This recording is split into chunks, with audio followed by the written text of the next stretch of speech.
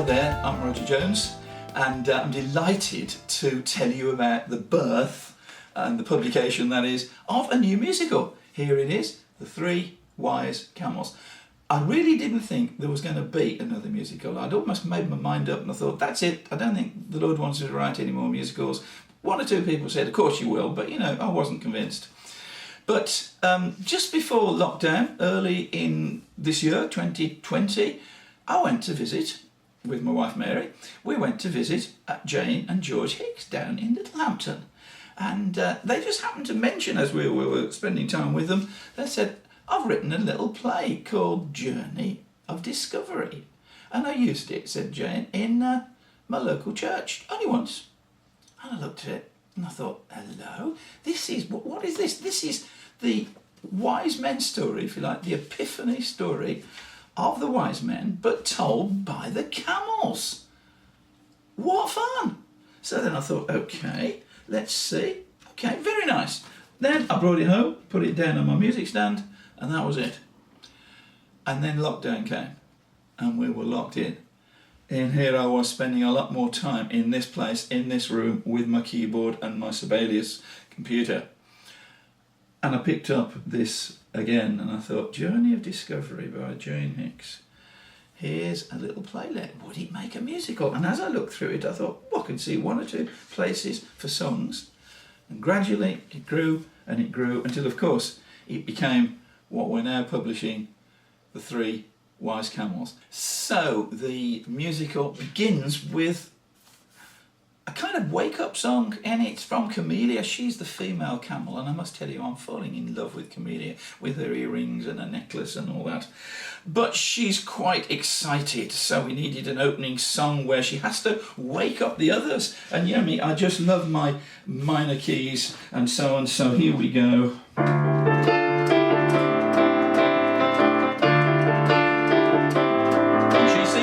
Just look up there, there's a bright shining light in the sky.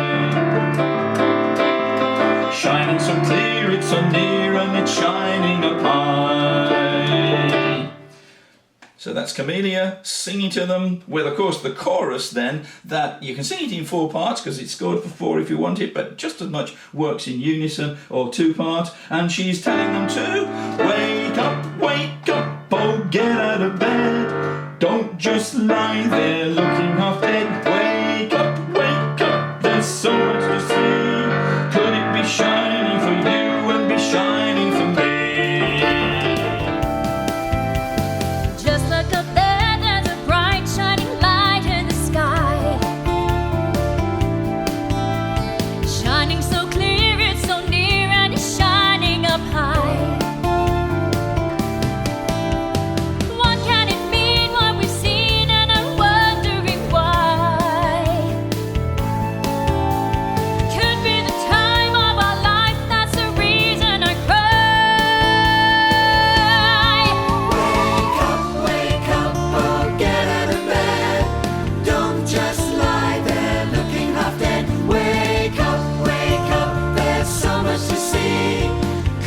Shining for you and be shining for me.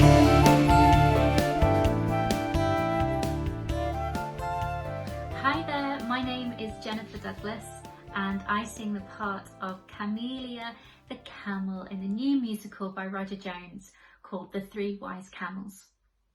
I've known Roger and the majority of the CMM team since 1992 when I was just 4 years old. And my mum, Wendy Moss, and my elder sister Sheena and I went to a family week somewhere in North Wales, I think it was.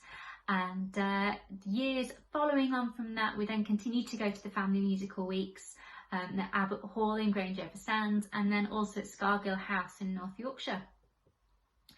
And when I saw that Bob Deacon was part of this musical as well, he sings the part of Humphrey.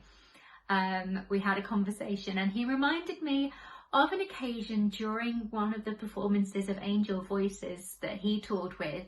So it would have been 1992 or 93. And he reminded me that Sheena and I were busy causing mischief during one of the performances by leaning over the edge of the balcony, trying to pull faces at him to distract the performance, yeah, I don't think I'm ever going to live that one down with him. But the first musical that I recorded with Roger was the re-recording of his musical David. I think I was maybe 15 or 16 when I did that. And then at the age of 17, Roger told me of a new musical that he was recording called Jailbreak, and would I be interested in recording the part of Helena. So I did, and I was blessed enough to be able to be offered the part. I knew there was a few other girls that would audition, so I was very lucky to be offered that part, and I toured with the musical of Jailbreak, and even had my 18th birthday when we did one of our pre-season friendlies. So earlier this year, 29 years I might add, since having first met Roger, he mentioned to me about the fact that he was writing a Christmas musical, which was likely to be called The Three Wise Camels. And he asked if I would be interested in doing a distanced audition. So of course I jumped at that chance because I'd had a rather challenging long period of furlough leave from my normal job that I do working as a business development manager for Nespresso. And so then when I auditioned and Roger actually offered me the part of Camellia, I was absolutely over the moon to be given the opportunity to dust off my music theory skills, to read music, or not read music as well as I thought I could. But I had an absolutely wonderful time note bashing to my heart's content and learning all the parts that Camellia sings. So of the whole process, my most favourite part has got to be actually being in the recording studio. I loved being able to hear all the different parts that had been already pre-mixed and recorded together by a fabulous producer. And again, just being able to catch up with Roger and Bob Deacon, who was there as well, obviously socially distanced. But just being able to catch up in person with people was absolutely fantastic to be able to do after such a long time of lockdown. So I do hope that you all enjoy listening to the musical just as much as I have enjoyed learning the part of Camellia and singing it as well. And I really hope that it blesses you all as well, particularly with the difficult year that we've had, that we'll all be able to sing together, whether it be in person or distanced and just in spirit, but know that our Lord will bless us as we move forward with this. So she gets them awake, and they've got to get themselves going on this journey of discovery. Oh, but it's a long one, and we needed to introduce Humphrey, who's really, he wasn't really geared up for long journeys. He's kind of gentle, laid-back sort of guy, but thought we'd put this in swing time. This song is called Don't Get the Hump. Well, it was going to be, wasn't it? What can you do when the world laughs and points like you're a joke and it gives you the hump? What can you do when the folks above you just think you're a lumbering great lump? And then we got introduced to Samson, who's the bit more rough and ready camel. But actually he doesn't like waking up either. So at the end of the first verse, I guess the message for them, well, they're all singing about this.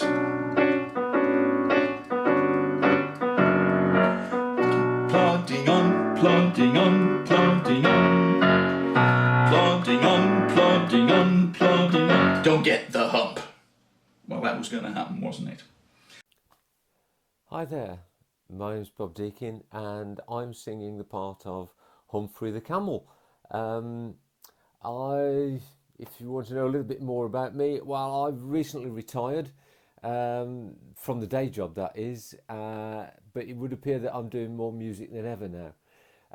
So I've been working with CMM for a long time now. My first involvement with them was with Angel Voices back in 1993 when I gained the part of an understudy for that particular set of performances and that tour. Since then you'll find my voice on Pharisee, which followed Angel Voices, and then a bit more recently on Seasons and Reasons, which is Roger's great collaboration with Timothy Dudley Smith. I've been asked to explain any challenges that we might have experienced on this particular recording, and for me this was a real challenge. I've never played a camel before. It's a first for me, but that said, it was a great character, but it really threw me out of my comfort zone, because playing a character and not using my normal voice was a real challenge. Anyway, that's enough of me, and take care, and hopefully see you soon. So they're on their journey, and eventually I thought they need to come for a bit of a time of rest, maybe an oasis in the desert. And of course there's this whole little theme of the gentle waters. Thought I'd go for a right hand figure like that.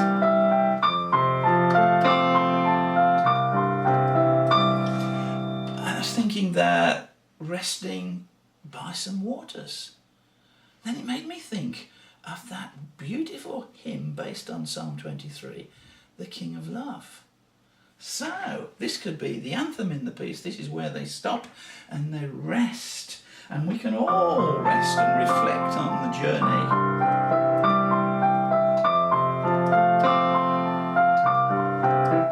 The King of Love, my shepherd is, whose goodness faileth never. I'm nothing. Well, you listen to the recording for the rest of that, but I thought, okay, then it finishes with each verse.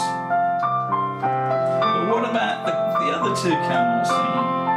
Gently by still waters, he will guide. And that takes the whole theme of the whole piece, as they rest by the still waters, and we've got place for the choir to sing and the camels to sing, as it's all based around that beautiful hymn, the King of Love.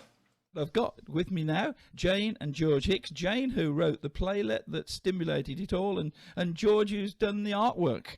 So, hey, first of all, thank you folks for being wonderful and working with us on this. Oh, it's been lovely. It's been a wonderful privilege for us, Roger. So thank you too. Well, I'm just going back to that time when you showed me that little playlet. You said, oh, I did this at church the other Christmas. And as I looked at it, I thought, that could be set to music. But you know what? Did you think I was going to do anything else with it? No. You liked the drawings I was doing, because I was thinking perhaps we could make it into a book or something. So I roughed out some drawings, and I think the drawings and the playlet, you said, oh, do you think I could have a copy of it? You know, so Jane gave me a copy, not thinking that you would do anything. Well, that's right. I mean, I suppose it was Camellia, who I instantly, the female camel that in the cartoon picture, I instantly fell in love with. Yeah. I just thought she was wonderful, and then just the other two characters coming out, and I thought, could we do this? Could we do Christmas looked at, or from the camels, or I suppose strictly speaking, Epiphany? But Jane, just tell us a little bit about how did it all start with you? Well, we wanted something for our crib service. We wanted something that would appeal to the mums and the little ones, and so originally I wrote, it was amusing. It was meant to be an amusing take on it, and something which would engage the kids. Really, that's how it started. And then George came in with the idea of having camel masks like the ones behind us now. And we did it as a puppet show with the voiceover. That's how we did it. Did it go down well? Oh, yes. Yeah, the church was absolutely full and they loved it. Yeah. But it only got used that once, strangely enough. I, put it away, and that was it until you clapped eyes on it. Well, I got it out. I got it out because I was doing some drawings. Yeah, well, I kind of, it just grabbed me. But of course, I still didn't think I was going to write another musical. No. Yes.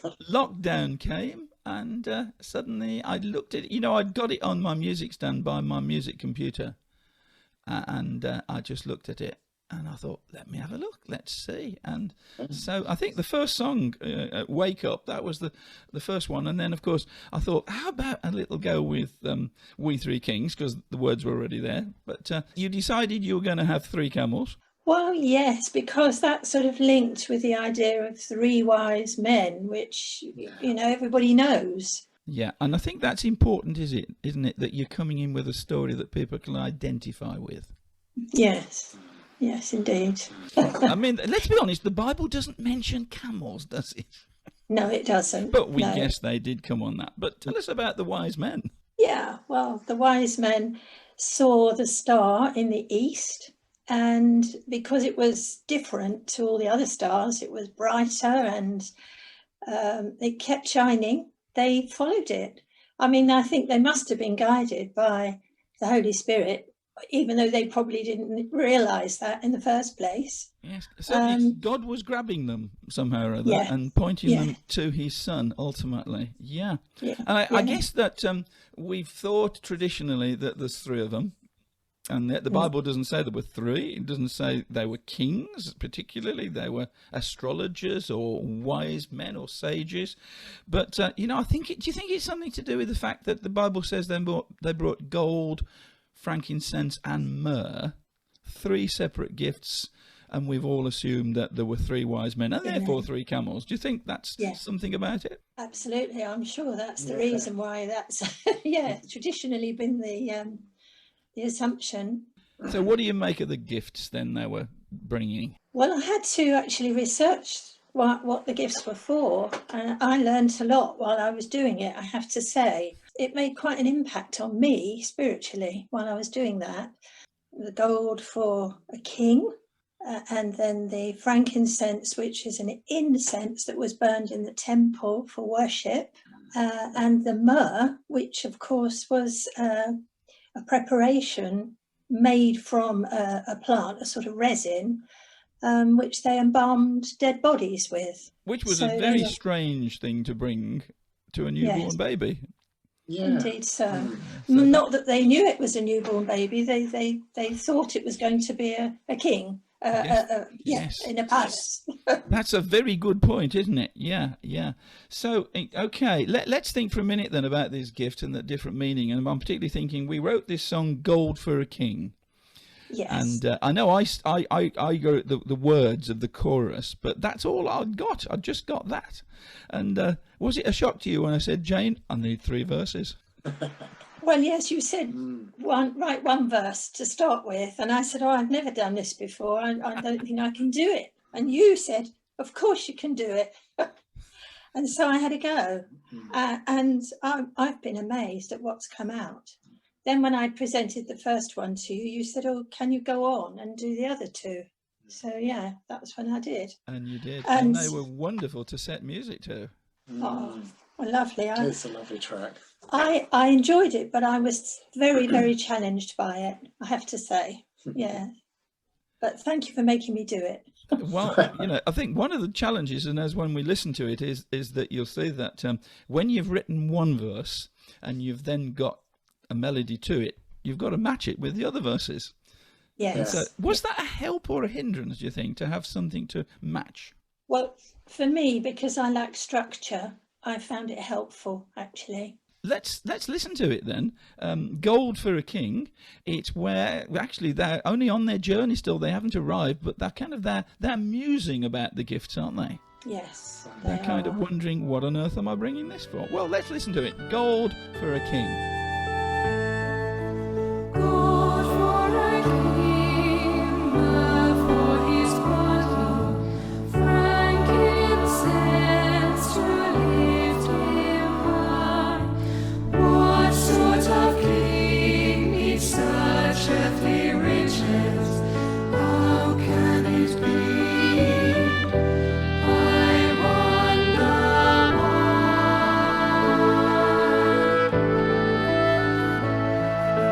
Precious is my heavy load, travelling on this dusty road. Costliest treasure for a king, on my back I'll gladly bring. Prophets tell of dawning bright, kings will come to this great light, giving tribute as foretold in their offering of gold.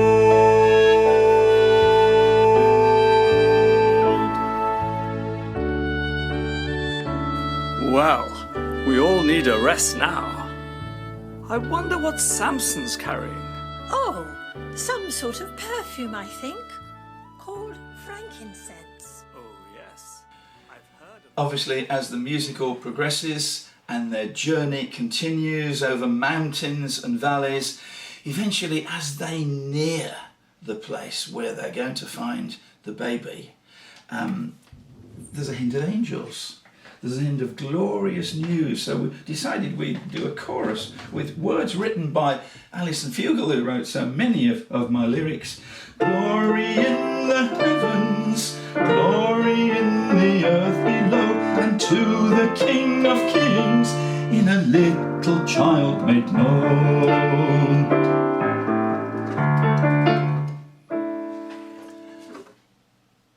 And it's obvious that the next thing that happens is the wise men, watched at first by the camels, come and bow before the baby.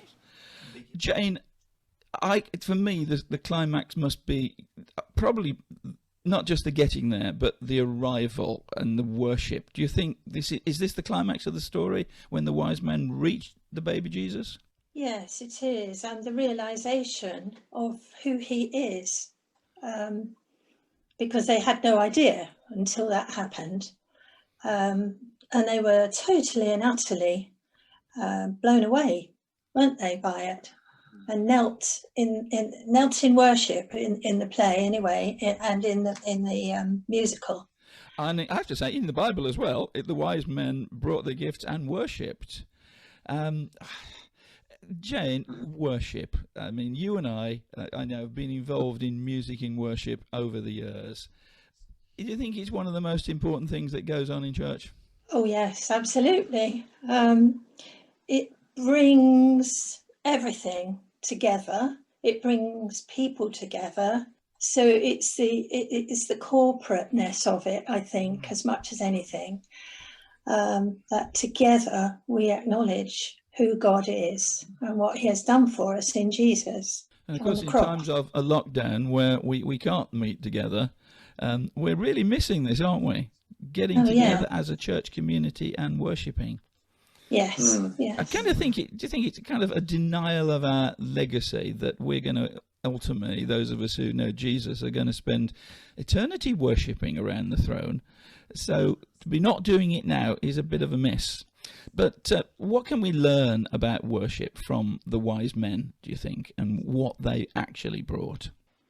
Well, I mean, I think they realised finally what the gifts were going to be for, and who Jesus is, the King, the mighty King, the only King, the supreme King. And I think in that realisation, they could do nothing but get on their knees and worship. So I just love it how we've actually been able to bring the camels into this. You know, I've got this theory that animals already are in part of God's creation that worships. They've not got the free will that we've got and the spirit that we've got, but there's part of God's creation. If all of heaven and creation is worshipping, then I guess the animal kingdom is as well. And I've noticed that in Bible meetings or prayer meetings, if people have animals, particularly cats, I think, they are very sensitive to the Holy Spirit. And same with dogs, I've seen it happen. They'll come up and just be peaceful and almost in prayer with you. So I don't see why camels can't do that as well. Yes, they get a bad press, don't they? They all think they've got the hump and so on. And obviously, to our culture, we tend not to have camels out in the country naturally or in the street. But you go to the Middle East, and certainly where I've been and where you've been, we see camels. Yeah. But let's just get back to the story for a minute. We're going to listen to the song Jesus as We Bow Before You. Tell us about where this comes, Jane, in the story. Well, this comes at the end of the journey, and when they realise who Jesus is, the baby. Well, not a baby now, he's grown up a little bit, and they realise that he is the king, the one that they have come to bring the gifts to. And then at that point is when they bow and worship. They're almost giving us the lead, aren't they? Yes. And saying, look, this is what you do. When you come to Jesus, it's a wonderful thing to worship because he's worthy of worship. You know, I want to ask you one more question, Jen. What if any of the camels thought, well, we're not worthy of worshipping? Or even if the wise men thought, we're not worthy of worshipping? What do you say to people who think they can't worship because they're not good enough? It's not to do with us. It's all to do with God. Yeah. And he is the one to whom we should bend our knees and worship. You know, he has done everything for us in Jesus. He has washed us clean through the cross, through what he did. And therefore, everybody who acknowledges that is able to worship. Who can't help worshipping once you acknowledge that, actually. I think that's right, isn't it? Once you realise what he's done for you, what can you do but worship? I mean, the New Testament talks about we love because he first loved us. And worship equals love, really. So we can worship because he's worshipped us. Wow. Well, we're going to listen now to this, almost the climax, or perhaps it is the climax of the musical. Jesus, as we bow before you, camels and wise men and all of us. Well, there's a little lad sitting on his mum's knee. Cut the details, Samson. Who's the VIP? Well, that's the point. It seems to be the little boy. How do you know? Because our masters have knelt down in front of him and are giving him their gifts.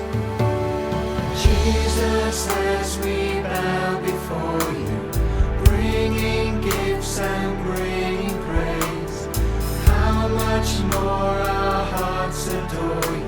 We worship, we worship, we worship, we worship.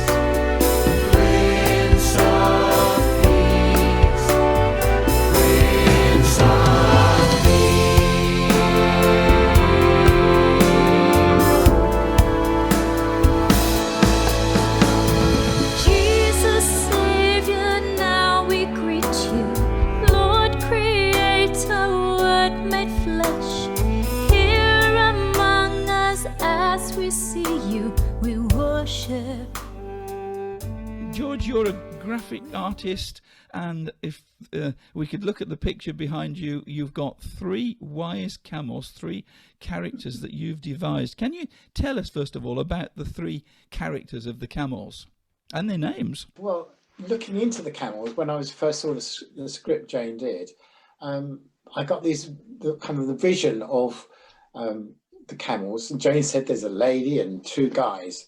So, and she said, I want a rough one, and one a kind of, down to earth guy, and a kind of poshy guy, and a rather nice lady. So I worked on that, and as you can see, these are hand puppets I made.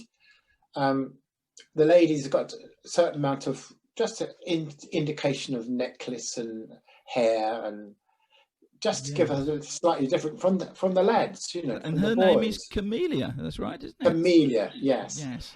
And I've then we've fallen got in love with Camellia. I need to tell you that. yes, she's a darling, isn't she?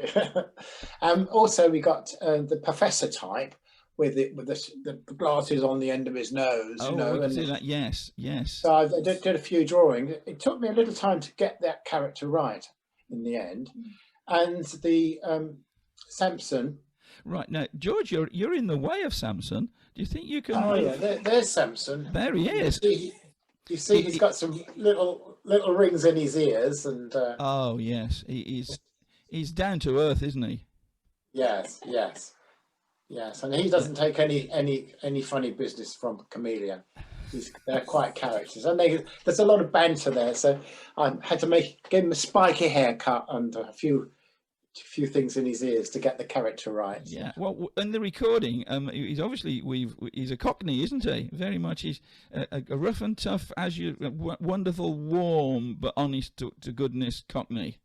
Yes, he is. Yes, and I think that comes over really well. And you've contrasted that with Humphrey, who's a bit posh, isn't he? Yes, a bit public school, as they say. Yeah. So, an Oxford Don. Yeah. Yes. I think he's an Oxford Don, isn't he?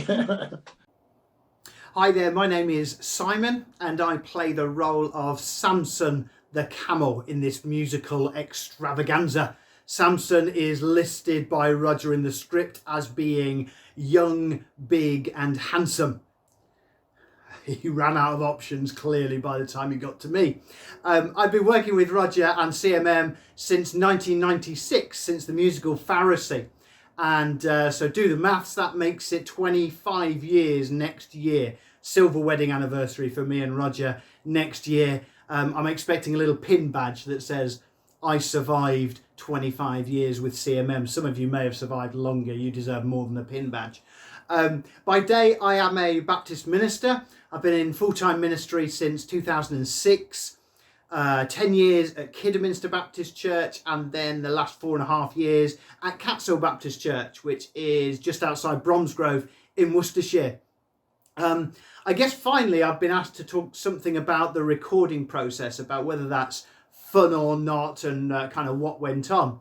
When I first spoke to Roger about Samson the Camel, it was clear that the people who were doing the narration were different to the people who were going to do the singing. So I asked Roger, well, what does the person narrating the part of Samson the Camel sound like? Because I need to match that person pretty much, because otherwise it'll be odd for the spoken part to be very different to the sung part. And it was then that he told me that the person playing Samson the Camel in the narration was quite a broad North London accent. You and I might call it a Cockney. And so I had a bit of fun trying to recreate that kind of accent. And so was the recording process fun? I guess I need to apologise in advance for anyone that is offended by my attempt to be Bill Sykes or Oliver Twist. It was definitely to try and match the narration and not to fulfil some desire in my heart to sing you've got to pick a pocket or two or something like that. It was to match the narration, please believe me. I hope you enjoy what we really enjoyed putting together. Frankincense to offer have I, incense tells of deity nigh, prayer and praising all are raising, worshipping God most high. George, you've got the characters. You've designed them as first of all you designed them as masks, didn't you? I suppose I did the puppets first of all, yes. But I had to do the drawings. I drew it out first and started to form the characters. And once I got the characters, I put them on the poles and we used them for the service, for the crib service. So it's evolving really. Mm. And I was clearing out some of my stuff and I found the script and I thought, this is too good just to chuck away. So that's when I finished my other children's books and I was working on something that Jane had done. The camels. I can't remember what she called it in the first place. What did you call it in the first place? Journey of Discovery, is that right, Jane? Yeah, something like that. Yeah. I was very rude. I told her that was a very boring title. On the back of the book, It's got Three Wise Camels, an amazing journey of discovery. But the bit that's really exciting is, of course, the front picture. We've got the Three Wise Camels, all your drawings. Yeah. Absolutely amazing, George. So just tell us briefly, George, you've done other things. Tell us about your other creative career and activities. I've been in graphics all my working life, but since coming out of graphics and semi-retiring, I've been doing children's books illustrations for a guy, an author, working together with him. I think we've done probably about 8 or 9 books. Each book has about 24 full colour illustrations in, so it's, over the years there's quite a few drawings I've done, you know. Wonderful. So that's what I enjoy. It's relaxing, you know. Yeah. What was the title of these books, or the character in these books? It was all based on farm animals, and the main character was a tractor called Turbo, and he was the boss man, Turbo, and all the characters talked to Turbo, and he was in charge, really. One thing I do want to say to you, Roger, is how wonderfully helpful this has been to me during lockdown, because I went through a very difficult time. I was teaching piano as a peripatetic in a school, and I was actually preparing to retire in the summer. Well, lockdown came in at Easter, and so my retirement came suddenly. I did not have the opportunity to say goodbye to anybody, my students or people at school who I'd worked with for over 10 years. And I wasn't prepared myself for not working, not being there. So I really did go through a bereavement period. And Three Wise Camels just came at that particular time, and I was so grateful to God for having given me that to do, and to you for asking me to be involved in it. So thank you.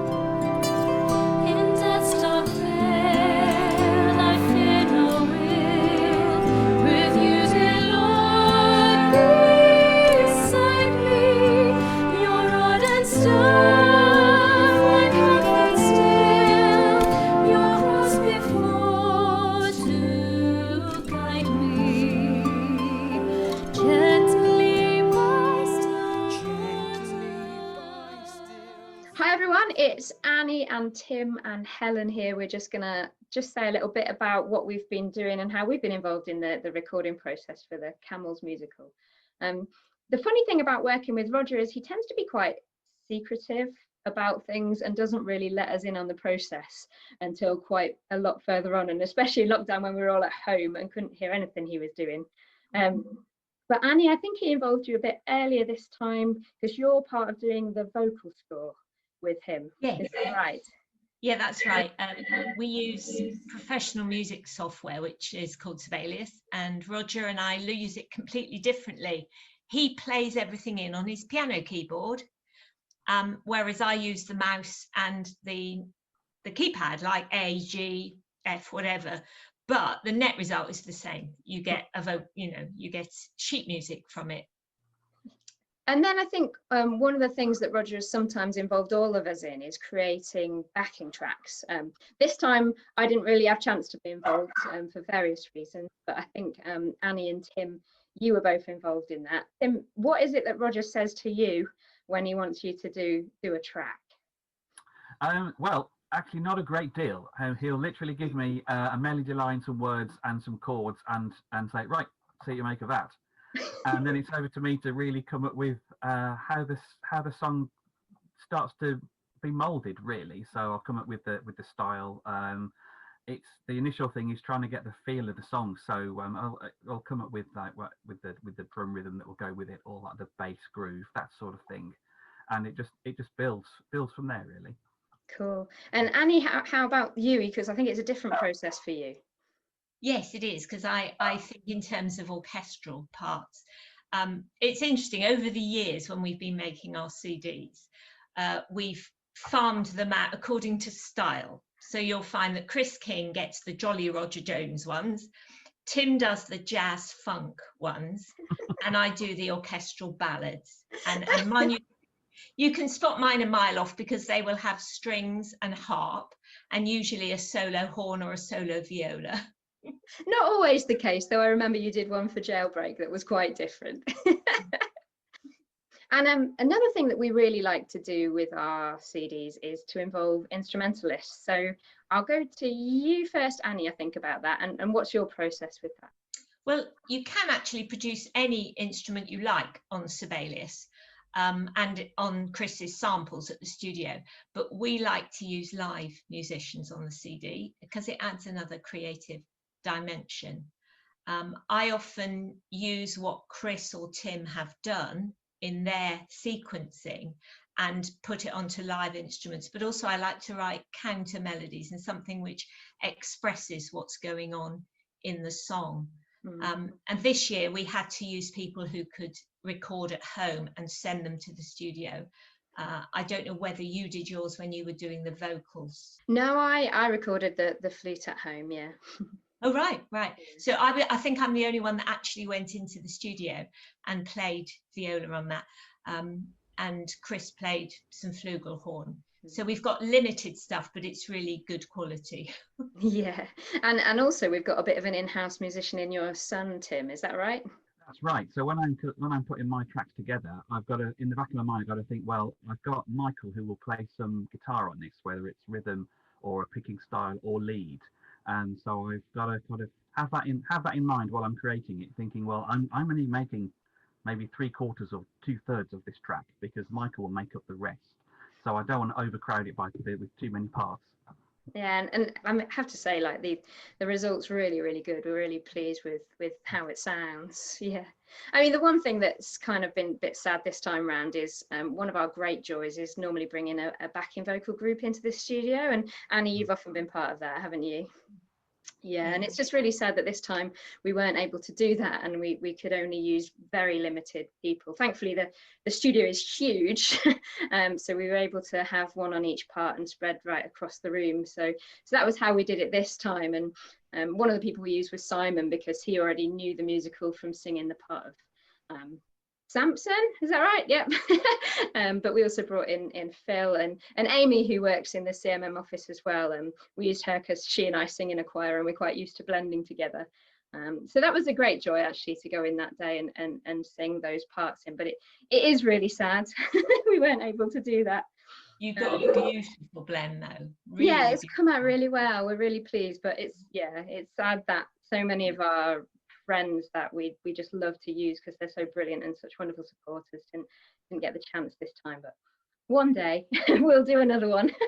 And actually we're planning a premiere at Christmas where we're hoping to include quite a lot more people, so do watch this space, and hopefully some of those folks as well as all of you might be able to get involved in that. The last song where we in the musical is We Three Kings, and obviously you didn't write the words for this, Jane, because no. the We Three Kings is been a traditional carol for a long time. What's your take on, because it's easy for somebody else to say rather than me, but what's your take on this setting as a finale for the musical? It's absolutely delightful. It's really uplifting as well. Yes, it's uplifting. You've really it's got a sort of hoedown effect. So there's a sort of feeling that you want to dance to it as well as sing, which is lovely. And I love the way that you've interwoven the other carol, Noel with it, the first Noel, and that is so clever and it works. Yeah, it's brilliant. Well, that is very, very kind of you to say that. I certainly enjoyed doing this. It was one of these things that came very easily as a tune, and there's a chorus, oh, Star of Wonder. But it was only later, in it that I suddenly thought, you know what?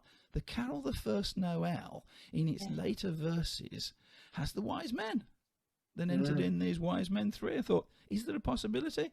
And quite amazingly, I found that you could put the carol of Noel, Noel, against the chorus, that is, against Oh, Star of Wonder, so that the choir can end up singing in two parts. We're going to listen to that now, but before we go, I want to say Jane and George, my great friends, who Mary and I have known for so many years, what a joy and a surprise this has been this has been a lockdown project, and what a surprise to work on this project.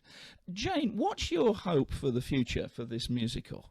If we weren't in lockdown, I would hope it could be used straight away for the Christmas and Epiphany season. However, I don't think that's going to happen this year.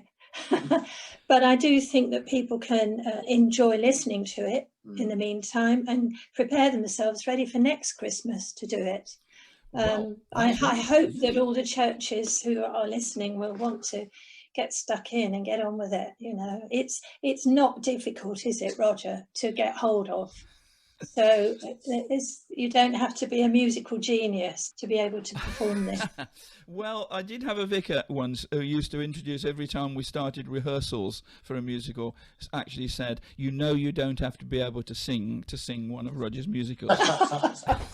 And I actually took that as a compliment, because we hope this is a musical for everybody. We hope it's something that of all ages can do, whether it be in schools or churches.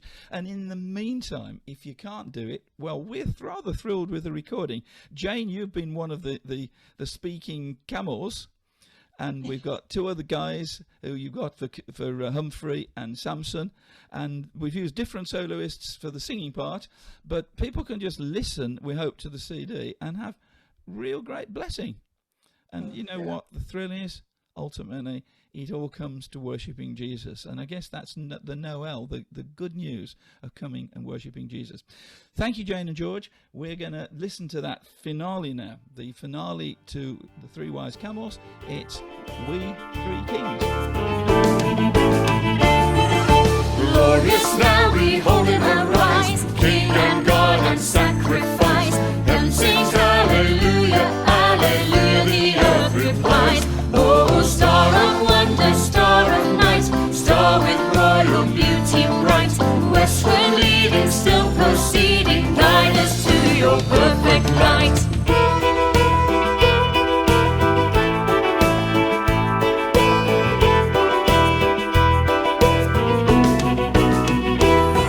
Then entered in those wise men three, reverently upon their knee, offered there in his presence gold and myrrh and frankincense. Noel, Noel, Noel, Noel, Noel, Noel, born is the King of Israel. So let us all with one accord sing praises to our heavenly Lord, who has made heaven and earth of naught, and with his blood mankind has bought. Oh, star of wonder, star of light, star with royal beauty bright, westward leading, still proceeding, guide us to your perfect light. Oh, star of wonder, star of light, star with royal beauty bright, westward leading, still proceeding, guide us to your perfect light. Born is the King of Israel.